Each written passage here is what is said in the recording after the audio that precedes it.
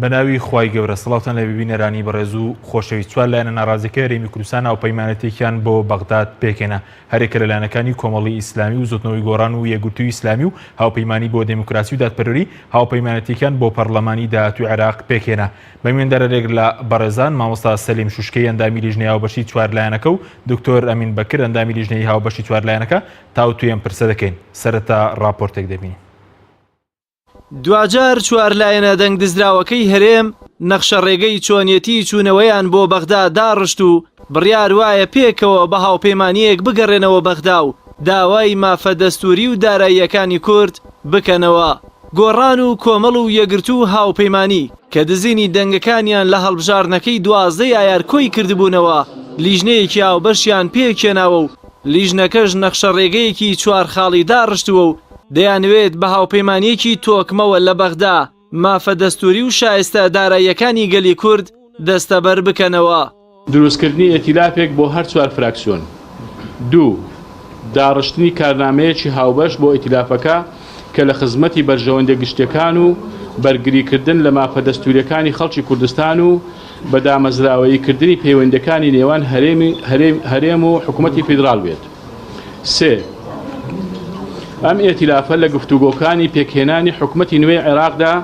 پێداگری لەسەر چارەسەرکردنی ڕیشەیی کێشەکانی نێوان هەرێم و حکوومەتی فیدراڵ و مافە دەستوریەکانی خەڵکی کوردستان دەکات. بە تایبەت جێڕانەوەی شکۆ و ئیدارەی هاوبەش بۆ ناوچە جێناکۆکەکان و چارەسەرکردنی کێشەی بودجە و موچە و شایستە داراییەکانی خەڵکی هەرێمی کوردستان و دروستکردنی ئەو دەستە و دامەزراوانەی کە گرنتی بەدەستهێنانی مافەکانی خەڵکی کوردستان دەدەن. 4. لە ئاستی عێراقیشدا داوای پێداچوونەوە بە تەواوی پرۆسەی سیاسی و ئیداری عێراق دەکات کە لە قۆناغی تازەدا لەسەر بنەمای شەراکەت، سازان، هاوسەنجی، دەوڵەتی هاوڵاتی بوون، ماف و خزمەتگوزاری، شەفافیەت، دامەزراوەی و سەروەری یاسا بنیاد بنرێتەوە.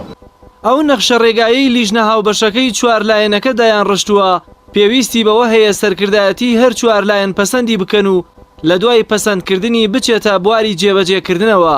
ئەندامێکی لیژنەکە باوەڕیوایە هەر لایەنێکی عێراقی دەرگای گفتوگۆیان لێ بکاتەوە بە ئامانجی جێبەجێکردنی داواکاریەکانیان دەچنە ناو گفتوگۆکانەوە و دەرگاشیان بۆ هەر لایەنێک کراوەیە کە بێتە ناو هاوپەیمانەتیەکەیانەوە. لەو دانیشتنەدا تەنها هێڵە گشتیەکانمان دیاری کرد و بەرزی دەکەینەوە بۆ سەرکردایەتی و لە پاشان لیجانی موسەغەڕ و بچووکراوە دروست دەکەین وەکاری پێکەوەیی لە بەغدا یەکێکە لە ئامانجەکانی ئەو چوار فراکسیۆنە. ئەو چوار فراکسیۆنە لە هاوپەیمانیەکدا خۆی دەبینێتەوە بۆی بتوانین بە قورسایی زیاتر گفتوگۆکانمان لەگەڵ بەغدا دەست پێ بکەین. هەر لایەنێک ئامادەی گفتوگۆمان پیشاندا ئێمە ئامادەین گفتوگۆی لەگەڵ بکەین و ئەو چوار فراکسیۆنە بەیەکەوە دەچینە ناو هەر گفتوگۆیەکە چ بۆ تەشکیلکردنی حکوومەت چ بۆ بەدیهێنانی شایستە دارایی و هەموو ئەو شایستە دارایان دەستوریانەی کە لە دەستوری عێراقدا تەسبیت بووە.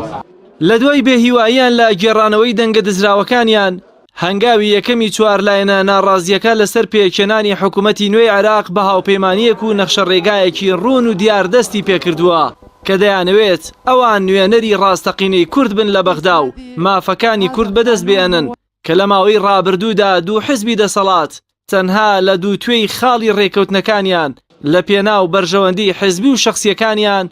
نەخشاندوویانە. جەلال محەممەد، کەناڵی ئاسمانی پەیام، سلێمانی. جارێکی سڵاتان لێبێت بەڕێزان، سوپاس بۆ میوانەکانمان بەخێربێن. سوپاس بۆ ئامادەبوونتان. مامۆستا سەلیمەگەر لە بەڕێستانەوە دەست پێ بکەین ئەوڕۆ ئێوە و چوار لایەنەکە و پەیمانەتێکتان بۆ پەرلەمانی عێراق پێکێنا. ئەمە پەیمانەتی لەسەر چ بنمایەک پێکات و چ گرنگێکی بۆ خەڵکی کوردستانە؟ بەناوی خوای بەخشندەی میهرەبان، سڵاو و ڕێزمان بۆ هەموو بینەرانی کەناڵی ئاسمانی پەیام. هیچ گومانی تێدا نییە کە ئەو هەڵبژاردنە خراپترین هەڵبژاردن بووە لە مێژووی عێراقدا 12/5 کە زۆرترین تەزویر و خڕوقات و پێشێلکاری تێدا بوو. ئەوە وای کرد کە ئەو چوار لایەنە لە یەکتر نێزی بکاتەوە و چوار لایەنی مەزلوم و ستەملێکراو بوون و مافخوراو بوون لەسەر ئەو مەبدە ئەو خاڵە مشتەرەکە بێکەوە کۆبوونەوە و بە دوو دەنگە دزراوەکاندا ڕۆیشتن و جۆرێک لە هاو هەڵوێستیان دروست کرد تاوەکو گەیشتە ئەو نەتیجەی کە ئێستا دەیبینین. لە ڕابردوودا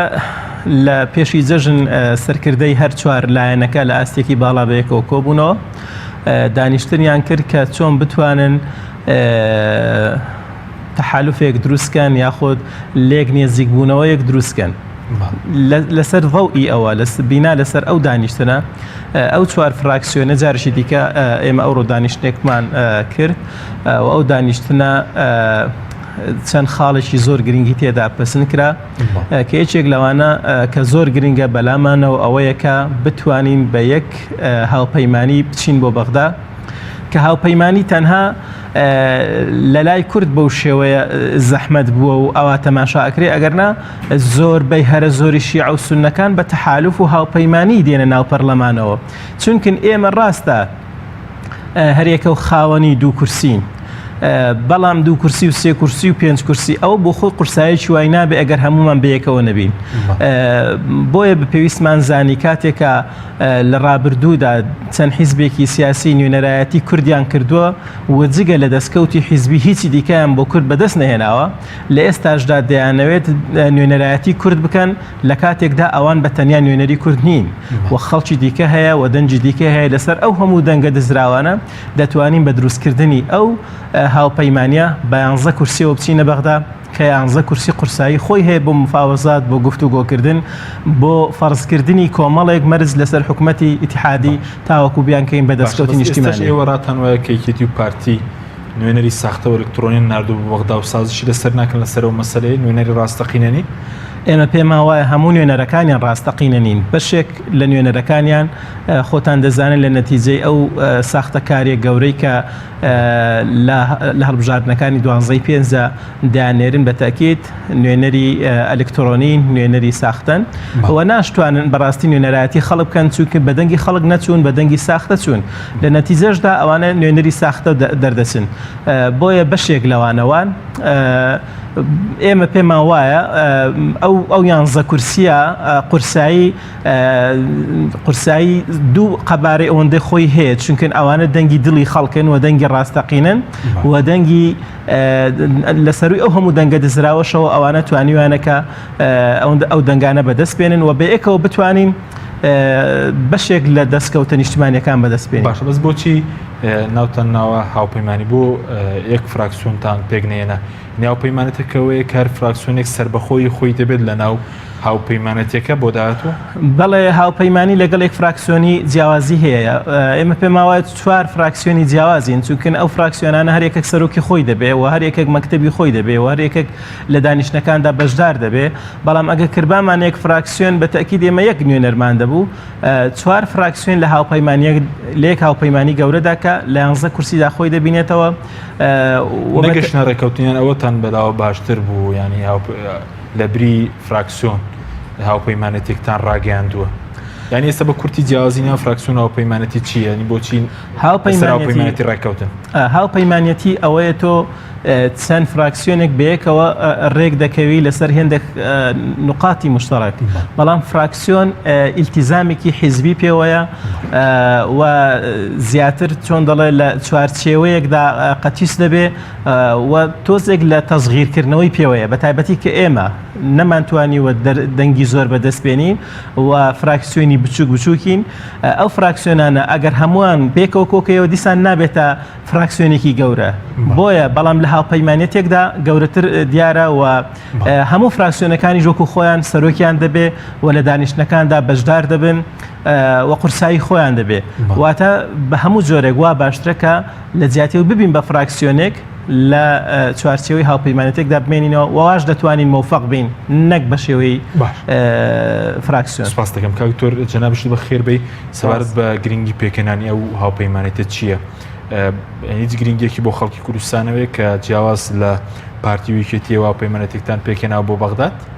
بەڵێ تامان سەرتا سڵاتان لەبێت ئەو هاوپەیمانەتیە و سڵاو لە بینانی کەناڵی پێم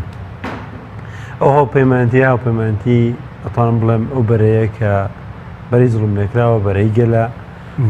و ئەو هێزانن کە زیاد لە نیوەی کورسەکانیان لە ڕێگەی تەزویرەوە براوە بۆ دوو لایەنی سەرەکی لە هەرێمی کوردستاندا و ئەوەی کە زۆر گرنگە ئێمە هاوپەیمانیە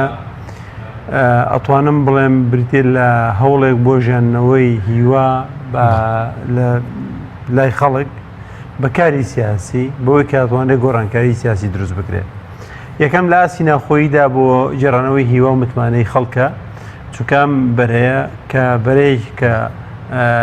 لە ڕاستیە یانیراتی خەڵک دەکا ئەتوانێت ینی گزارش لە خواست و ویستەکانی خەڵکەوە بەردەوام بێ و کورتتر بێت لە ئەوەی کە بەرگری لە مافەکانی خەڵکان نەوەک ئەوەی کە لە ناو بۆتەی هەردوو پارتی دەسەڵاتدار یاخود یەکێتی و پارتیا بچێتەوە کە لە ماوەی چەندان ساڵی ڕابردووە تەنها خەریکی پاوانکردنی هەرێمی کوردستان و دزینی سەرۆت و سامانەکەن و دوجارێک ئێمەش ببین بە بەشێک لەوان بۆ شێوەیە کەواتە ئەوان ئێمە ئەبێ بین بە شەرعێت پێدەری ئەو هەموو کارە قێزەونانە و دوجاریش بێدەنگ بین لە بەرامبەر جێبەجێ نەکردنی خواستەکانی خەڵکی کوردستانە بۆ ئەوەی ئەمە ڕوونەدا وا باشترە و هێزانەی کە لە دەرەوەی پارتیویەتین لە بۆتەی هاوپەیمانێکە یەک بگرنەوە ومێ دەکەم هاوپەیمانێکی ئێمە ئەمڕۆ دەستمان پێ کردووە تەمەنەمە جێبەجێکردنی بڕیاری سەرکرداتی باڵی سیاسی و چوار هێزەیەکە لە 11 مانگە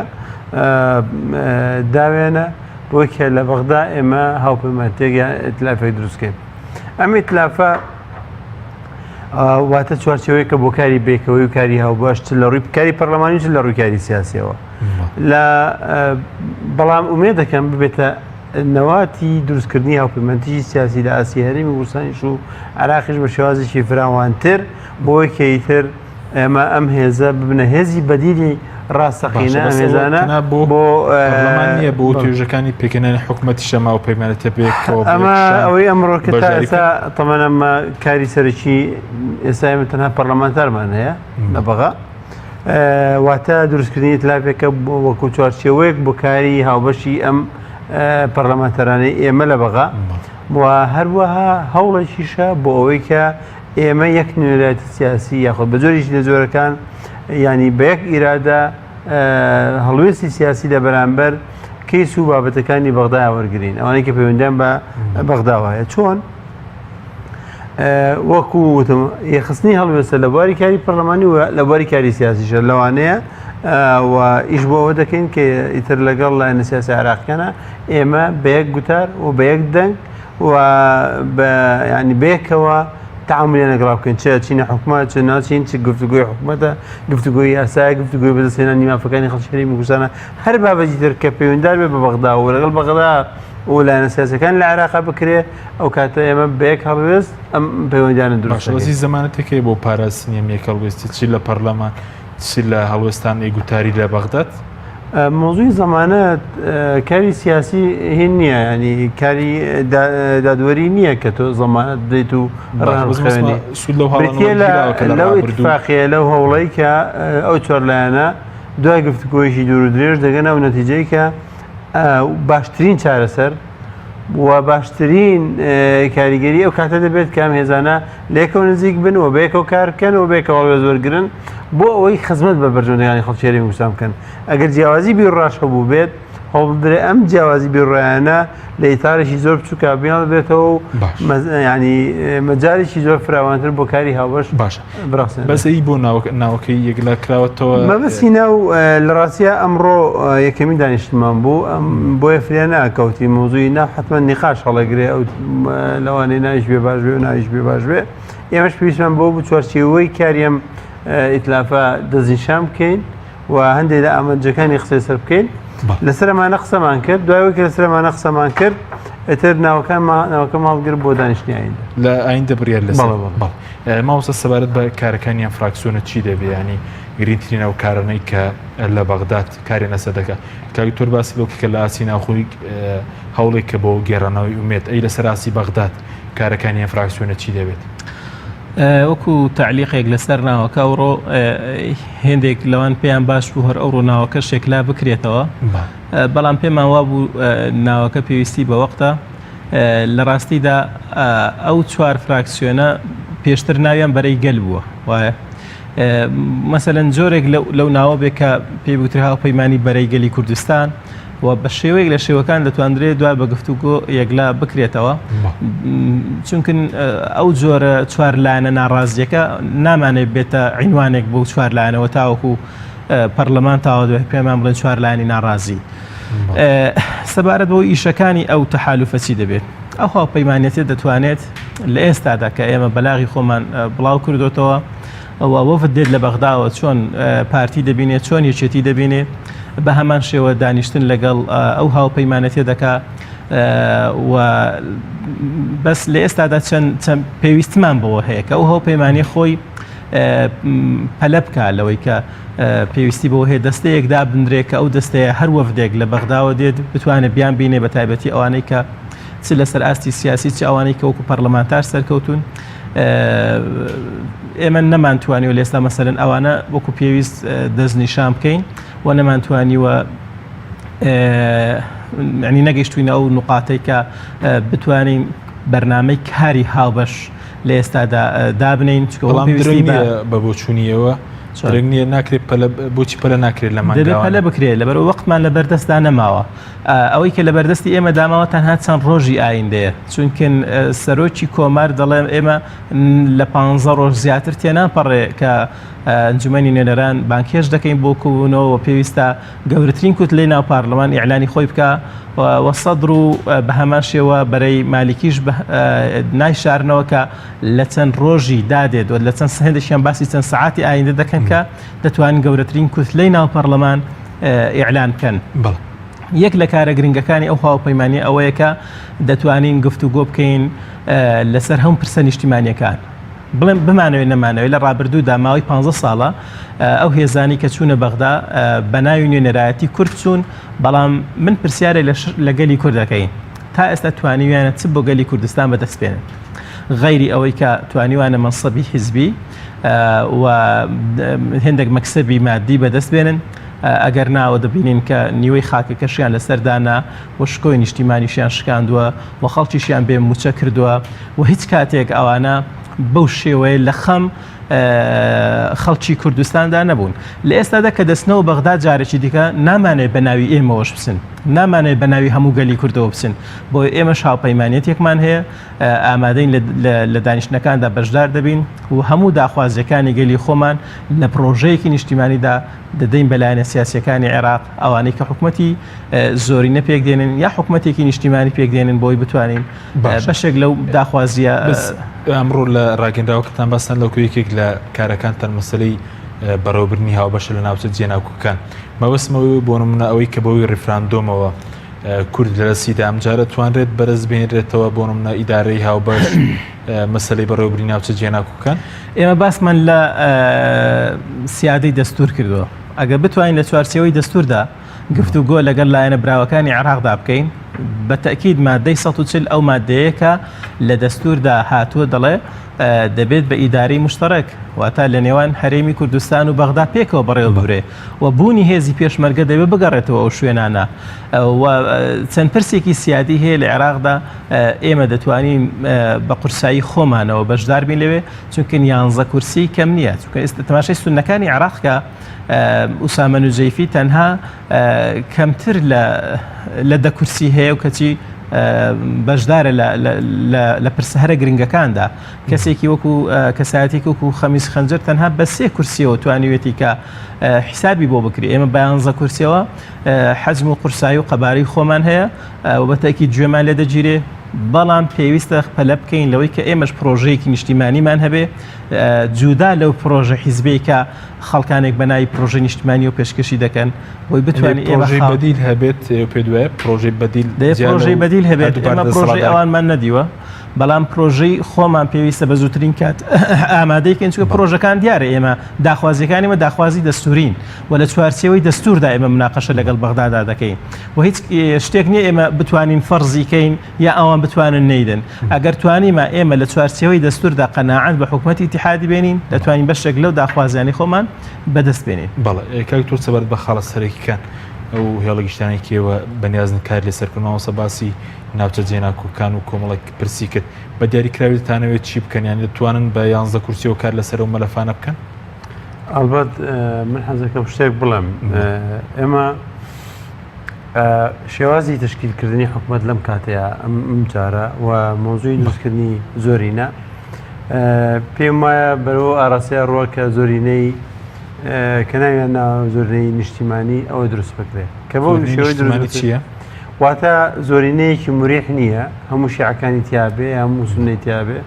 بەشێک لە شیعە و بەشێک لە سونە و بەشێک لە کوردی تیابێ بەڵام زۆرینەیەک دروست دەکەن کە لە 165 کورسی زیاتر بێت ئەگەر ئەم شێوەیان بۆ دروست کرا ئەو کاتە یان حتا ئەگەر ئەو هێنا تاکو 200 کورسیش بێت ئەو زۆرینەیەکی حکومەت دروستەکە وەلایەنەکانی کە نەچنە حکومەتەوە ئەو کاتە زۆر بە ئاسانی زۆرینە لە پەرلەمانە ئەشچێ بۆ مانایی کە هەمیشە پێویستیان بە کورسی لایەنەکانی ترە بۆ ئەوەی چۆن دەنجیان لەگەڵا بن بە هەموو پرسانە یاخود دژیان نەوەستن هەر پرسێکە دێتە پێشەوە کاتە لێرەدا 11 کورسی ئەگەر 11 کورسی یەکگرتووی تۆکمە بمێنێتەوە و کارابێ ئەتوانێت پەرلەمان بش لە خێنێ و کاریگەریشی باش لێبێ چۆن بە تایبەتی لەو دۆخی کە حکومەتی هەموو هاوپەیمانی تەوافقی نیشتیمانی نییە وەکەوەی کە لە ماوەکانی پێشتر دەورەکانی پێشخوا بوو بەم شێوەیە ئەتوانن زوو زۆرینە تێک بدەن و زۆرینە بشێنن یاخود ببنە معارزێکی کارە ئەو کاتە هەموو قسانە یان هەڵوێستانی کە دەیکەن ئەتوانرێت باشتر جێگە بگرێت و کاریگەری هەبێت ئەمە یەک دوو ئەمێزە هاوپەیمانێکە دروستە بێ حتمما بەم سەقلەوە دوورکە دروست بووە حتمما نەبێتە جگەی سەرنج و تەمای لایەنە سیاسەکانی تر بۆی گفتوگوی لەگەڵا بکەن خەڵیسێ ئێمە بە عەمەلی ئەمانەوەیە ینی گزارش لە خیتابێکی سەربەخۆی خۆمان بکەین لە بەرامبەر هەموو لایەنە سیاسەکانی تر لە بەرامبەر بەغداش و لە بەرامبەر هەرێمیش لە بەرامبەر بەغدا ئەتوانین بەو پەڕی ینی متمانەوە بە لایەنە سیاسەکانی تر بڵێن ئەمە ئەجندای ئەمەیە تایبەت بە هەموو ئەو کێشانەی کە پەیوەنددارن بە خەڵکی یاریمی کوردستانەوە زۆر لەو ئامانجەنی کە دیاریمان کردوون بۆ نمونە ئێمە کۆمەڵێک مافی دەستوریمان هەیە کە تا ئێستا وەکو پێویست جێبەجێ نەکراوە بێزگەرەوە یەکێک لەوانە کە مادەی 140 ناوچەجێناکەکانە کە ئێمە داوامان کردووە ئەوەی کە هەندێک ئەو لایەنانە کە نەیانتوانی بیپارێزن و دایان بەدەستەوە و بەرگریان لێ نەکرد ساشیان لەسەر خاکی کوردستان کرد ئێمە بتوانێت چۆنە بێت ئەو خاکە بجێڕێتەوە بۆ ئیدارەی هەرێمی ئیدلانی کەمی ئیدارێکی مشتەرەک و ئەو کاتە هەوڵی جێبەجێکردنیمانی سەوچل بدرێت زۆر بابەتی ترەیە کە پەیوەنددارن بە مافەکانی خەڵکی کوردستانەوە بۆ منێکێک لەوانە مۆزووی تەوازنە ئێمە زۆر لە پێش هەوڵماندا بۆ دروستکردنی هەیئەتێک لە دەورەی پێشووترا هینەکرد لەبار نەبوو بەردۆخەکە لەبار نەبوو بۆ دروستکردنیەوە هەیئەتە ئەویشەوەیە کە تەوازن پارێزێت و زمانی ئەوە بکە کە هەر دائیرەیەک و مؤسساتێکی فیدراڵی بۆ نمونە چەند بەقەدەر ژماری دانیشتوان نسبەتی دانیشتوانی کوردستان ئەوەندە مافی کورد هەبێت لە مؤسساتی فیدراڵیە دەست بەکار بن مۆزەف بن ئێستا مؤسساتی فیدراڵی لە بەغایە لە عێراقا بۆ نمونە لەسەر ئەسکەریە کورد لە سایە 3 کەمترە کەواتە تۆ لە سایە 3 لە کاتێکا کە خۆت یعنی لە سایە 25 کوردستان عێراق بیت یان لانێکین 24 بی ئەم 24 لە کوێ لە سایە 3 لە کوێ کەواتە توانرێت ئەگەر ئێمە ئەمە بچەپێنین هەڵێکی زۆر باشی بۆ خەڵکی کوردستان بڕەخسێنین بۆی هەلیکاری بۆ ینی بدۆزینەوە یاخود لە ناو مؤسساتی فیدراڵیە تەوزیفی بکەین زۆر بابەتی تر هەیە کە پەیوەنددارن بە دروستکردنی ئەو دەستە و دامەزراوانەی کە مافەکانی کورد دەپارێزن بابەتی ترمانەیە کە پەیوەنددارن بە چۆنتی هەوڵدان بۆ جێبەجێکردنی مافە داراییەکانی خەڵکی کوردستان و ینی مافی شایستەی دارایی تەواوی خەڵکی یاریمی کوردستان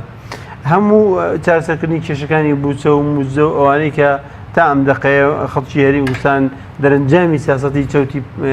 پارتی یەکێتی پێوە دەناڵێن و تا ئێساش فەرمانبەران ینی نسبەتی سا هەفتای موچەکانیان زیاتر وەرناگرن زۆر بابەتی ترەیە کەمانە ئیشی ئێمە بێت چ لە ڕووی یاسایی چ لە ڕووی سیاسیەوە لە پەرلەمانی عێراقی و دوجاری لەگەڵ هێز سیاسەکان چ لە گفتوگۆی پێکهێنانی حکوومەتە چ لە ناوکاری پەرلەمانیە کاری لەسەر دەکەن سوپاس دەکەم مامۆستا ناوبڕێکمانێت بە تەگرم بۆ لای بەڕێست بەڵێ بینەرانی بەڕێست ناوبڕێک و دەگەڕێنەوە وڵات تۆپ ئارت تاکە بریکاری تۆڕی میدیایی کۆمەڵ بۆ دروستکردن و بڵاوکردنەوەی ڕیکلام تۆپ ئارت دنیا دیکۆر بۆ کەوانتر و تەختی یارزی لە دنیا دیکۆر ئامادەین بۆ دروستکردنی کەوانتەر و دانانی تەختی ئەرزی بە باشترین کوالیتی و نرخی گونجاو. دروستکردنی کەوانتەر بە خواستی خۆتان بە کەرەستەی MDF و HDF و HPL و R-Click و داری سروشتی و باڵۆن پرێس. هەروەها دروستکردنی کەوانتەری تاقیگە و WC و کابینات با کەرەستەی کۆمپاکت لامینات کە دژە بەکتریا و دژە ئاو و دژە ئەسیدە. بۆ دڵنیابوون لە کوالیتی و نرخی گونجاو تەنها دنیا دیکۆر هەڵبژێرە.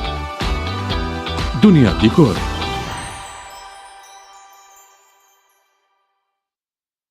فانسینێت خێراترین هێڵی ئینتەرنێت بە داوڵۆندی بێسنوور ئێستا لە خزمەت کڕیاراندایە. فانسینێت جۆرەها کارتی پڕکردنەوەی بۆ ئامادەکردوون کە سەرجەمیان داوڵۆندیان بێسنوورە بۆ ماڵ و شوێنە گشتیەکان. کارتی 9000 دیناری بۆ ماوەی 1 هەفتە، کارتی 7000 دیناری بۆ ماوەی 15 ڕۆژ، کارتی 30000 دیناری بۆ ماوەی مانگێک، کارتی 40000 دیناری بۆ ماوەی مانگێک و بە خێرایی زیاتر کە تایبەتە بە یاری ئۆنلاین. هێڵی فانسینێت لە ڕێگەی ئامێرێکی تایبەت کە لە سەرباندا دەنرێت وەردەگیرێت و لە ڕێگەی گێنەرێک بۆ ئامێری بڵاوکردنەوە لە ناو ماڵەکەت یان شوێنی کارەکەت کاری پێدەکرێت. ژمارەی تەلەفۆن 070 224 75 74 یان 050 194 36 37. فانسینێت.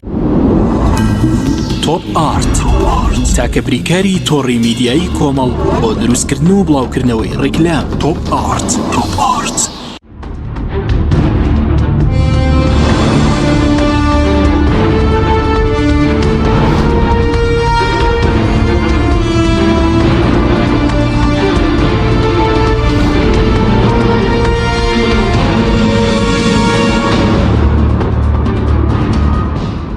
سڵاتان لەوێت بەڕێزان.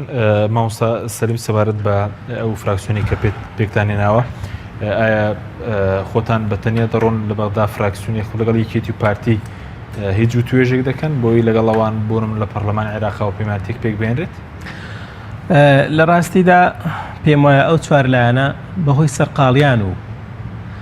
مەشغوڵیان بە دوای دەنگی دزراوەوە لە ئامادەکاری بۆ بەغدا تاخیر بوونە.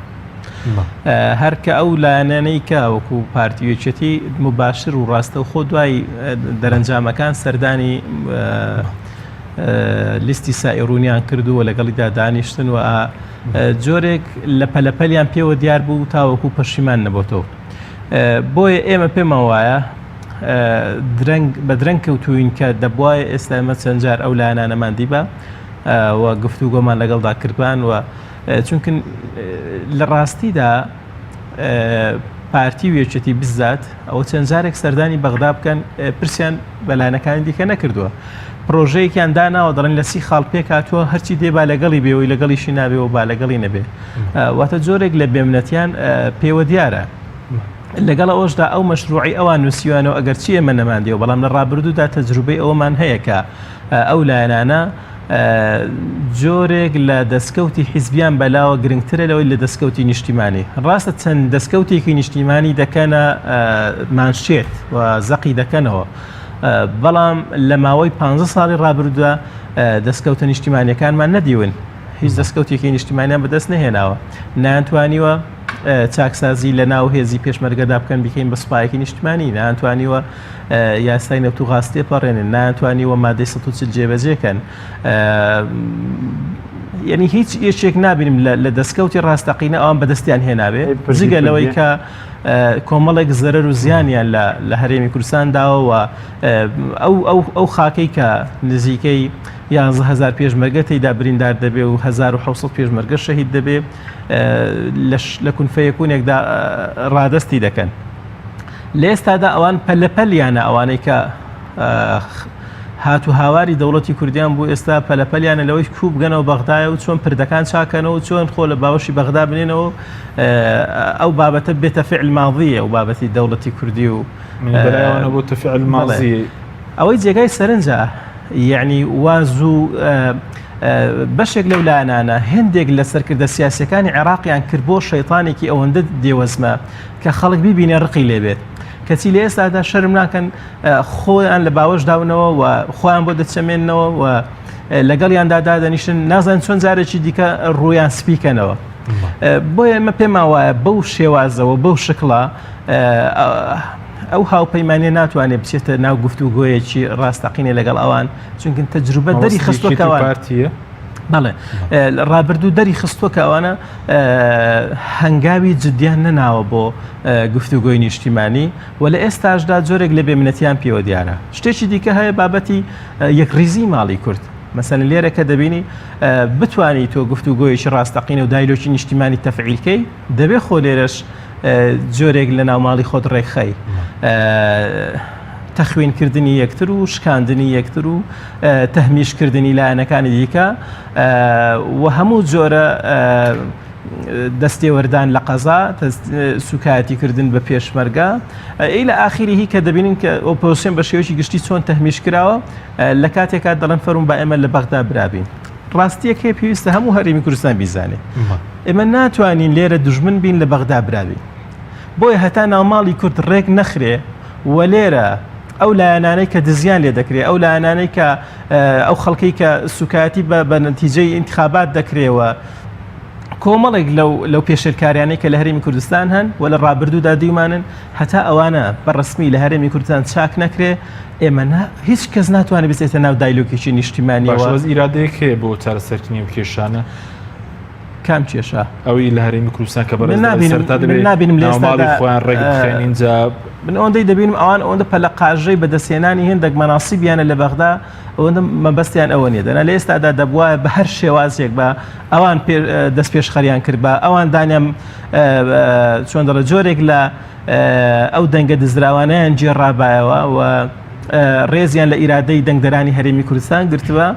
کە ئەوانیان نەکردو بە تاکید من نابینم هەنگاوێکی وان نابێت تەنها مەشروعێکیان پێ دەڵێن مەشروعێکی نیشتیمانیمان نووسیوە تۆیش کەس نەیدیوە هەر بۆ خۆیان لەکن خۆیان نووسیوانەوە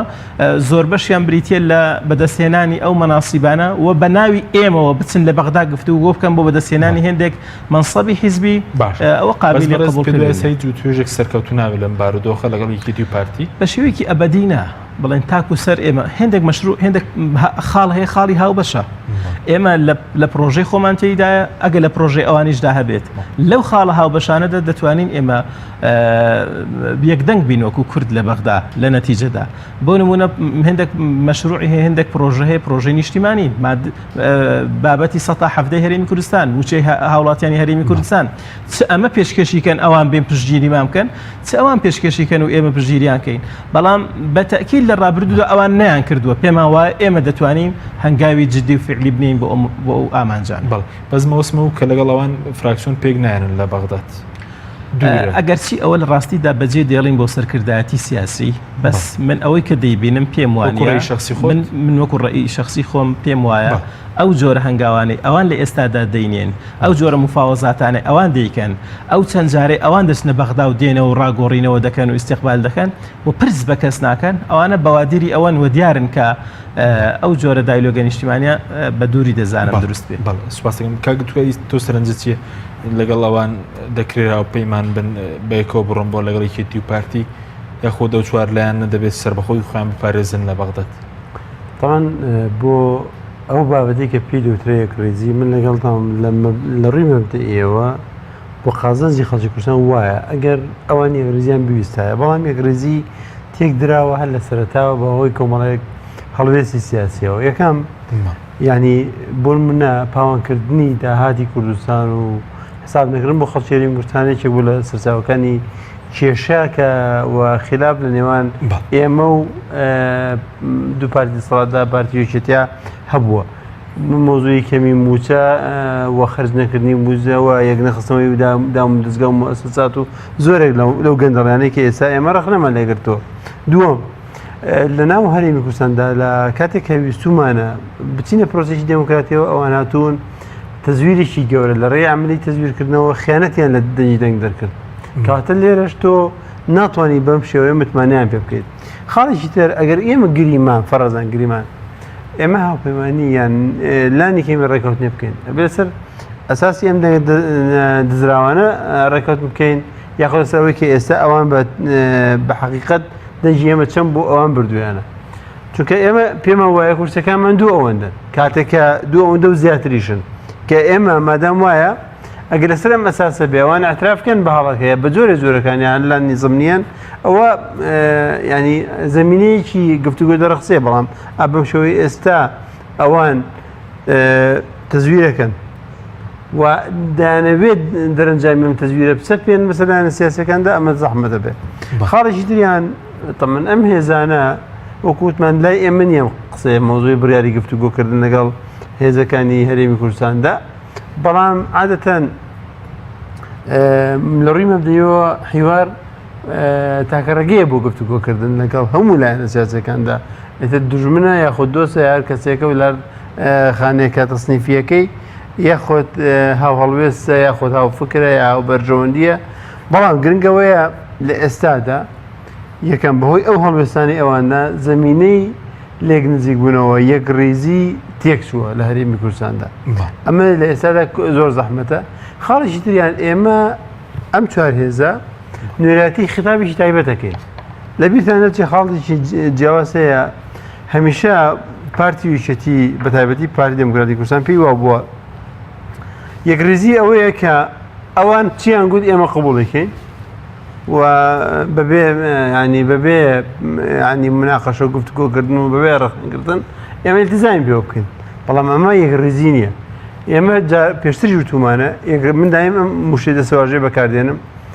یەکڕێزی لە شێوەی قازا دروست نییە چۆن یەکڕێز لە شێوەی خاص واتە کەسێک کە لە پێشەوە بڕۆ ئەوانی تر لە دوایەوە ئەو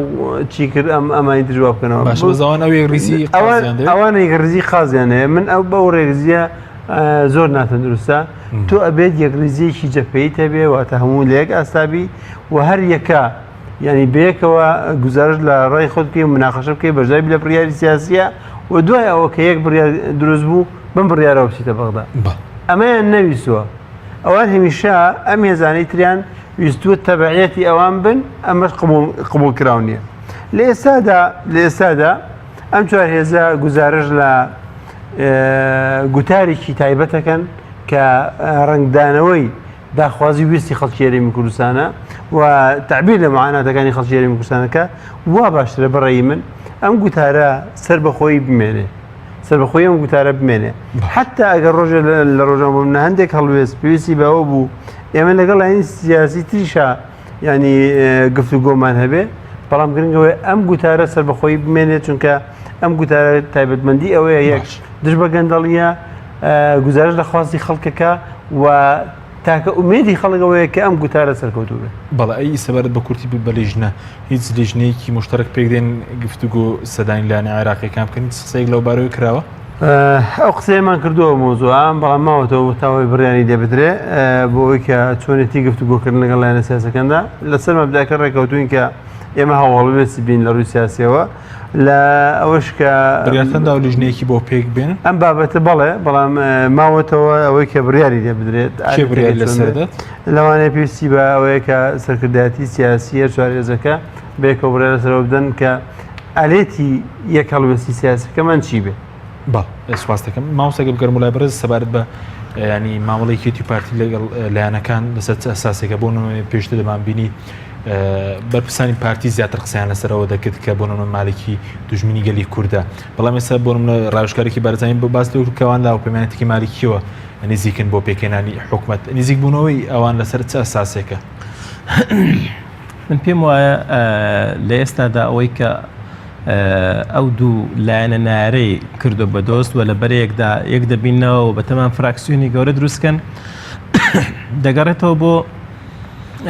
ئەو بەرژەوەندی حیزبی کە دەستکەوتی حیزبیان چەند دەست دەکەوێت نابینم هیچ بەرژەوەندیەکی گەورەی نیشتیمانیان پێ بەدەست بێنن و چونکە لە ڕابردوودا بەدەستیان نەهێناوە تەنها هەدەف و ئامانجیان ئەوەیە کە بتوانن چەند وەزیرێک بەدەست بێنن و لەوە زیاتر شتێکی وا نابینم بەڵام ئێمە وەکو خۆمان عەفوەن کە نەبوونی یەکڕیزی ئێمە لەگەڵ ئەو دوو لایەنانی دیکەدا دەگەڕێتەوە بۆ نەتیجەی و هەڵبژاردنەی کە بەڕاستی نەتایجی مەسەلەی دڵیش بەڵێەوە یەکێکە لە هۆکارەکان بەشێکی دیکەی بریتە لە ئەو هەموو خروقاتێک کە لە هەرێمی کوردستان لە 4 ساڵی ڕابردوودا بە تایبەتی کراوە بای ئاشتیان تێدا نەهێشتوتەوە ئەگەر بێت و لە هەڵبژاردنەی سینۆدا کە بەنیازە بکرێەوە هەڵبژارنێکی خاوێن بێ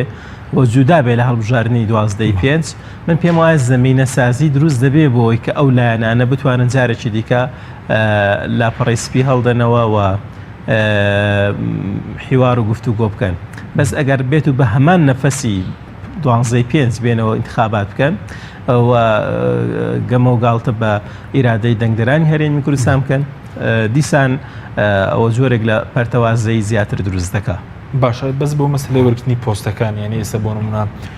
ئێوە بەجیا بڕۆن بۆ بەغدا پارتیویشتی بەجیا و توێش بکەن کورد چۆن پۆستی دەست دەکەێت مەسلەی سەر و کۆمار کە پێشتر پۆستی مەسەر پشکی کورد بووە لایەکێتی بۆ ینی ئەمە چۆن یەکلا دەکرێتەوە لە نێوان لایەنەکان دەگەڕێتەوە بۆی کە ئێستا نزیکەی 4 لایەن دروست بوونە کە گفتوگۆ دەکەن لەگەڵ بەغدا و ئەو هاوپەیمانێتی کە ئێستا دروست بووە پلەی دووەمی هەیە کە یەکێتی و پارتی بەیەکەوە و ئەو هاوپەیمانێتش کە ئێستا دروست دەبێ قورسایی خۆی دەبێ تاوەکو نەچین گفتوگۆ نەکەین و ڕێی ئەوان نەزانین بەدەستهێنانی مەکسەبی حکومیش لە بەغدا هەروە ئاسان نیان چونکن وەزارەتەکان کەم کراونەوە لە 40 وەزارەتەوە هاتوۆتۆ نزیکەی 20 وەزارەتێک ینی کەم کراوەتەوە وەکو لە ڕابردوودا حکومەتی بەغدا بۆ ڕازیکردنی لایەنی سیاسی وەزیرێکی دروست دەکرد و ئەگە وەزارەتەکە بوونیشینە بە بەنای وەزیری دەوڵەت شتێکی دەکرد پێم وایە ئەوانە کۆتاییان هاتووە و شیعەش دەیەوێت حکومەتی زۆرینە دروست بکە ئەو پێشنیارە هەیە لە ناویاندا بتوان چۆن حکومەتێکی زۆرینە دروستکەن و لە حکومەتی وحدەی وەتانی بڕۆنە دەرێ چونکە حکومەتی وحدەی وەتانی بەبێ نەبوونی ئۆپۆزیسیۆنێکی بەهێز عێراق بەرەو گەندەڵی زیاتر دەبا باشە بەس سەبارەت بەو دووبەرەی کە دروست بووە بۆ نمونە بەرەی عەبادی و مەسەلەن موختەرا سەدر بەرەی مالیکی و عامری ئێوە چۆن مامەڵایان لەگەڵدا دەکەن نزیک بوونەوە لەگەڵ ئەوانە سەر چ ئەساسێک و توێش لەگەڵ ئەوانە وەکو 4 لایەنێک لەسەر چ ئەساسێک ئەو 4 لایەنە پرۆژەیەک دەنووسن ئەو پرۆژەیە پێشکەش دەکەن بە هەرێکێک لەو دوو تەڕەفە کامیان بتوانێت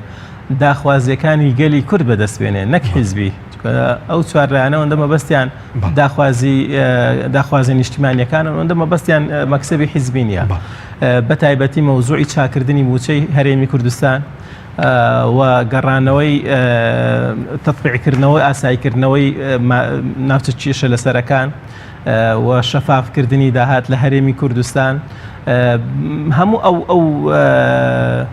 ئەو ئامانجە نیشتیمانیانە کە لە چوارچێوەی دەستوردا مافی هەرێمی کوردستانن بتوانین بەدەستیان بێنین چی هەیە وعد و بەڵێنمان زیاتر پێ بدە پێما ئەو هاوپەیمانەتی لەگەڵ ئەوان دەکرێتە گفتوگۆ لەگەڵ ئەوان حکومەت پێگرێت. بەڵێ سوپاس دەکەم کاکتۆر سەبارەت بە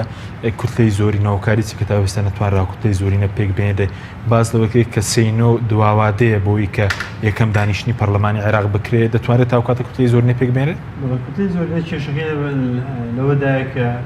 پێشتر گوتارێک هەیە شیعەکان خۆیان توش کردووە و پێم وایە لەم قۆناغەدا ئیجابیە بەڵام پێم وانێ بۆ قۆناغەکانی ئایندە ئیجابی بێ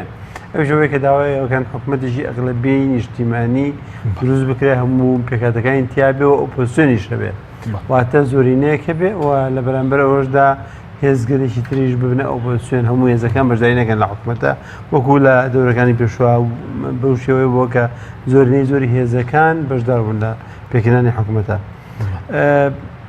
ئەم جۆرە بۆتە کێشە لە ئێستادا و ناتوانن هیچێک لەو هێزان شیعانە ئەغلبیەک لە ناو شێخوایانە دروستکەن دێن بۆ دەرەوەی شیعە و لە دەرەوەی شیعاش بۆ نمونە سونەکانیش و کوردیش زۆر ناتوانن یەکەم قەرار بەدەستی خۆیان نییە تەدەخولاتی خارجی کاریگەری زۆری هەیە لە قەراری سیاسی کوردیش و سونەشە و بێزگەلەوە هەرێکێک لەوانە چاوەڕێکن کام لایەن زیاتر دەدەن و بۆیە وەکو ئەویان لێکردوون هەر جارەی لەگەڵێکیانە قسە دەکەن و گفتیان پێدەن ئەنجامدا کاتمەکەمەوە پێشبین دەکەی بۆ تا سێنۆ ئەو وادەی 15 ڕۆژ لە پەسەندکردن ژوورەکان پەرلەمان کۆبێتەوە پەرلەمان کۆبێتەوە بەڵام پێ ناچێت ینی لەوانەیە کوتلەش دروست بکرێت بەڵام حکومەت تشکیل ناکرێت بۆ ئاسانی. بەڵێ زۆر سپاس بۆ بەڕێزان ئەمین بەکر و سەلیم شوشکەی ئەندامانی لیژنەی هاوبەش لە 4 لایەنی زۆر سپاس بۆ بەڕێستان سپاس بۆ میرانی بڕە سپاس بۆ ئەو کاران تا بەرنامەیەکی تر خواتەمەوە.